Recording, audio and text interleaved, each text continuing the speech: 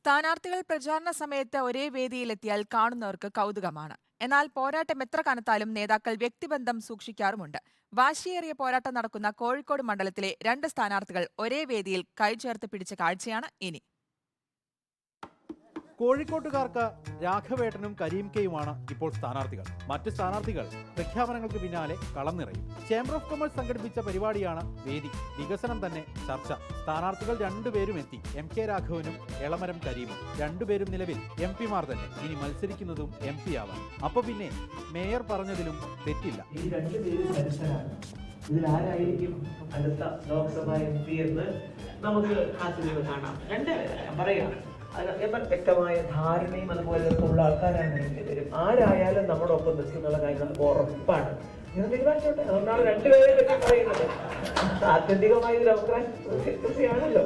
അതുകൊണ്ട് അങ്ങനെ തന്നെ തീരുമാനിച്ചോട്ടെ. അതാണ്. എനിവേ, അതിനെപ്പറ്റി ഞാൻ സംസാരിക്കുന്നില്ല.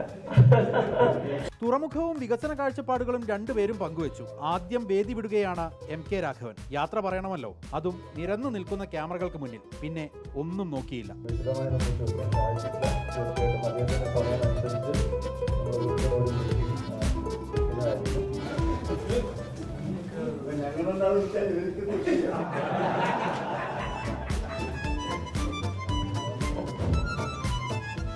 ഈ കാണുന്ന ദൃശ്യങ്ങൾക്കപ്പുറം മിന്നിമറഞ്ഞ ഫ്ലാഷുകൾ പത്രങ്ങളിലേക്കുള്ള പടങ്ങൾ ഒപ്പിയെടുത്തിട്ടുണ്ട്. ഇങ്ങനെ ചിരിച്ചും കൈപിടിച്ചും ചിത്രങ്ങളായുമൊക്കെയാണല്ലോ പ്രചാരണം കൊഴുപ്പിക്കേണ്ടത്.